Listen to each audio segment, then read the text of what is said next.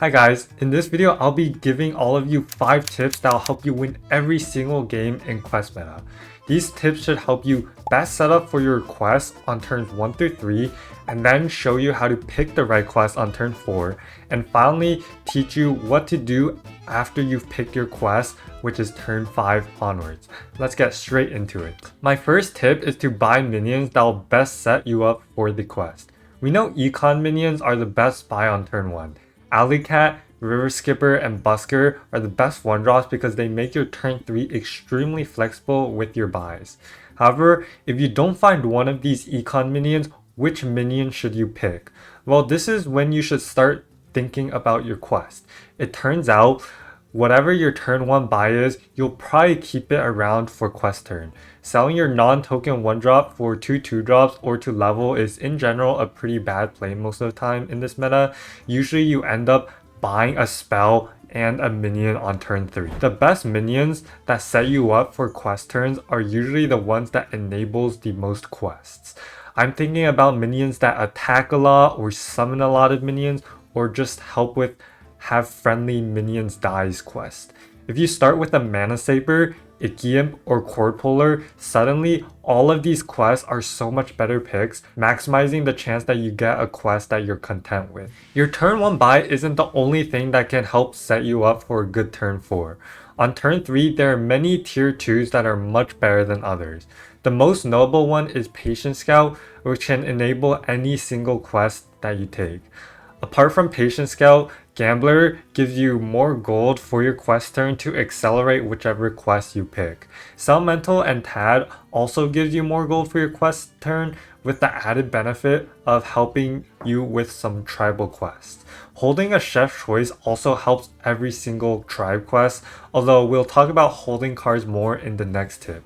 And if you don't hit any of the previously mentioned cards, at least you can pick up a Crackling Cyclone or Piggyback Imp for some strong tempo and also helping minions attack. If you feel like you're consistently getting bad quests, buying these specific minions increase the chances that you get a better quest. Another important thing that will help you set up a better quest is the second tip of this video. Sometimes you should hold cards on turn 3, specifically either if your opponent is too strong or too weak. Let me explain. First of all, why is holding cards potentially beneficial? Holding cards can easily help you accelerate your quest completion before you even see the options. For example, if you held an Alley Cat, suddenly you'll have a head start on multiple quest lines if you see them, such as summon cards, play battle cries, or play beasts. That can easily result in you finishing a quest a turn earlier, which is a huge deal.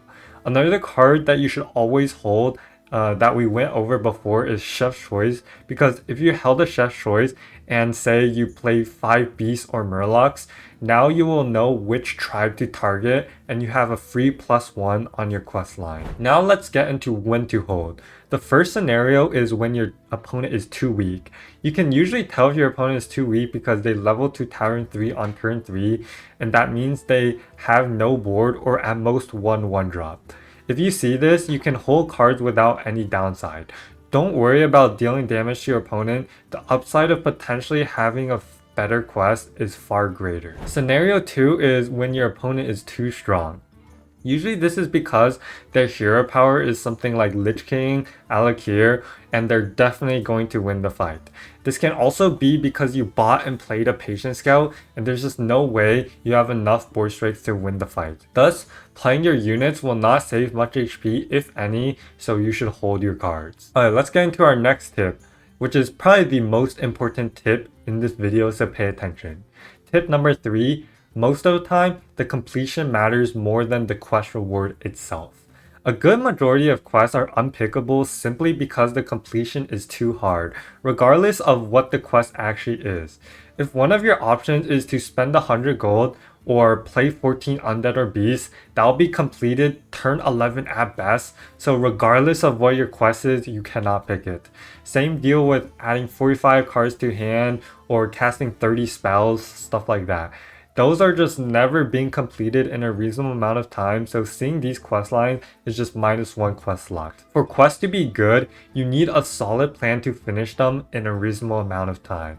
If you plan on finishing your quest turn 11, you'll get so little value, it's not even worth going for.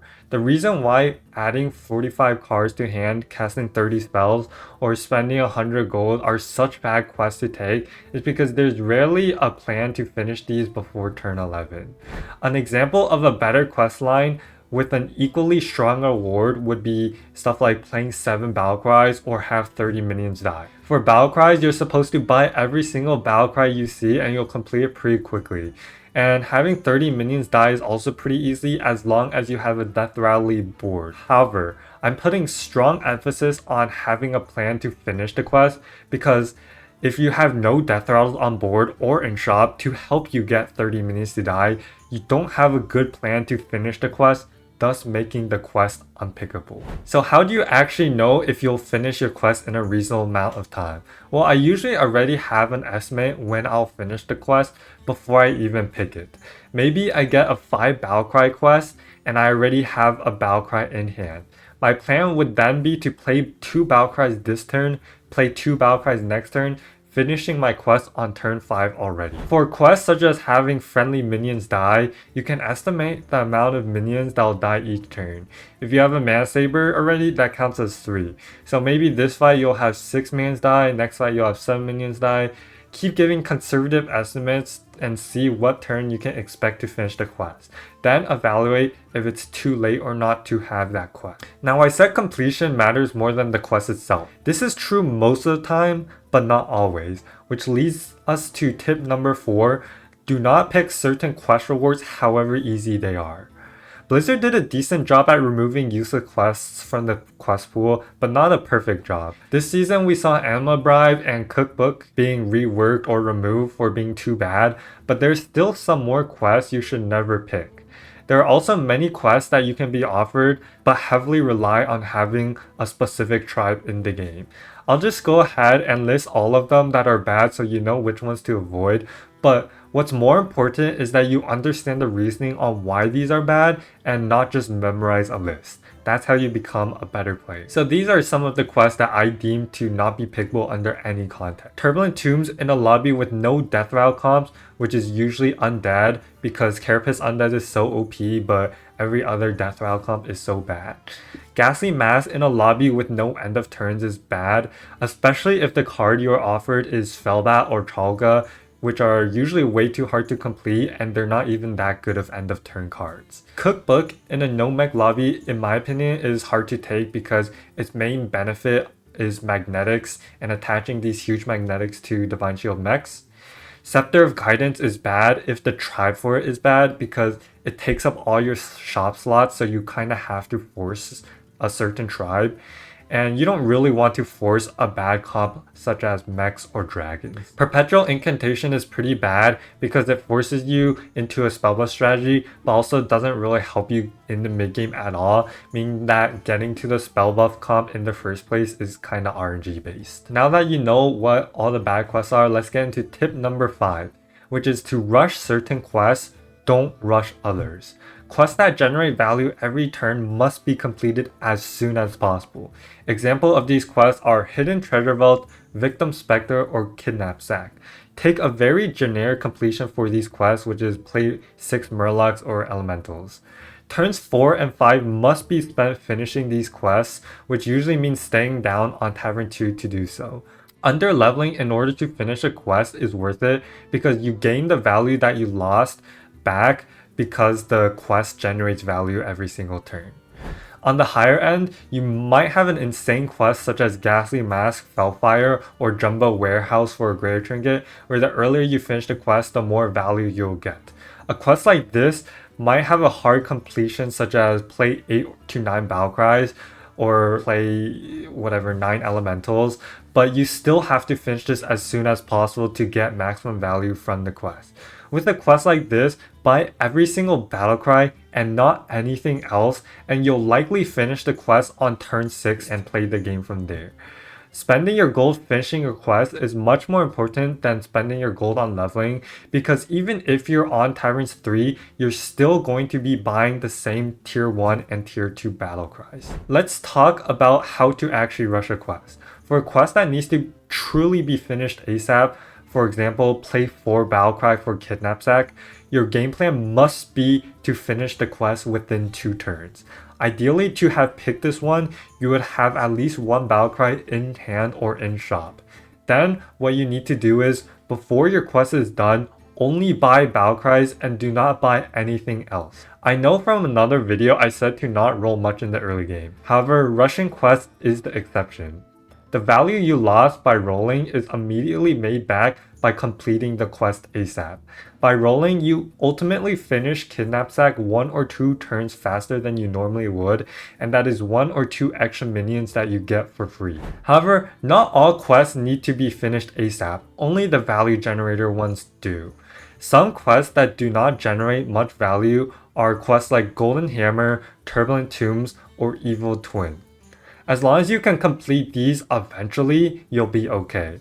Whereas an active completion is best for a value generating quest, a passive completion is usually ideal for the ones that don't need to be rushed. Questlines such as have minions attack, or summon X minions, or spend X gold might be the best case scenario for a quest like Evil Twin or Golden Hammer. It'd be a huge mistake to rush these sorts of quests because even if you have completed them turn 6, you're going to just target a random 2-drop with your Golden Hammer or Evil Twin, so you can't make up the value that you lost because you bought trash. And finally, a bonus tip number 6, is to look at my quest specific tips. I have a website where I give you all 1 tip for every single quest for free. Some quests have very specific play patterns. For example, Cookbook, you just stay on Tavern 3 and buy magnetics to put on Divine Shields. Some quests also must be finished as soon as possible. A generic econ quest like Treasure Vault is amazing turn 5 before, average turn 6, and too slow turn 7+. Same thing with Untamed Sorcery or Kidnap Sack. And some quests greatly benefit from a certain tribe, such as Temporal Tampering with Bounty Pirates. All of this info can be found on the website and it's free, so please use this resource if you can. Thank you all for staying till the end. Remember to subscribe and like if you like this guide content and want to see more. I also have general tips to improve your BG fundamentals, so if you haven't watched that, go watch that video. Peace.